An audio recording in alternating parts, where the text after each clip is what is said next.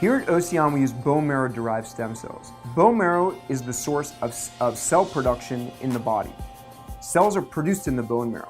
The bone marrow actually has what's called a hypoxic environment. The oxygen content in the bone is less than the rest of the body, which keeps the cells, including stem cells, at a quiescent state. This allows the cells to be more potentiated, more able to heal different injuries because they don't have a role yet in the body. Now, fat is another source of cells. Some people have found in research that actually the number of stem cells in fat versus bone marrow is higher per milliliter collected. Why is this? Well, one of the theories is that fat is a pro-inflammatory tissue. What this means is that fat creates inflammation. This is why obesity is linked to type 2 diabetes. The fat produces a lot of inflammatory markers, which affects glucose control in the body.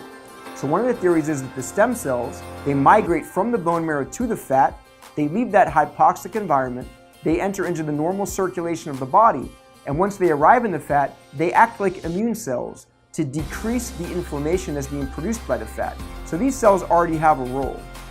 Now, the other part of fat that comes into discussion in discussing fat as a source of stem cells is, can we isolate those cells from the fat? There's a product called stromal vascular fraction. It's a way of taking fat and adding an enzyme called collagenase, which frees the stem cells from the fat and allows them to be injected into tissue to create repair. Now, currently the FDA has restricted the use of collagenase. This leaves the companies that are creating fat graft devices or devices that are trying to take stem cells from fat with a bit of a problem. They need to free those stem cells from the fat. Now, some people are using sonification, which is sound. Some people are using mechanical lysis, trying to separate them mechanically.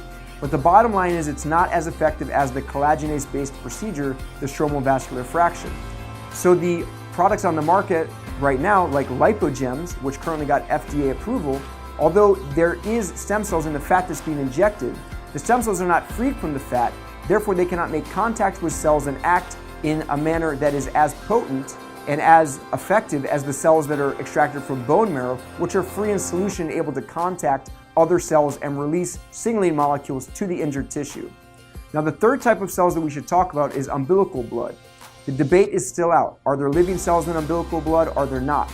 A lot of it depends on the way that they're harvested and the way that they're frozen after the collection.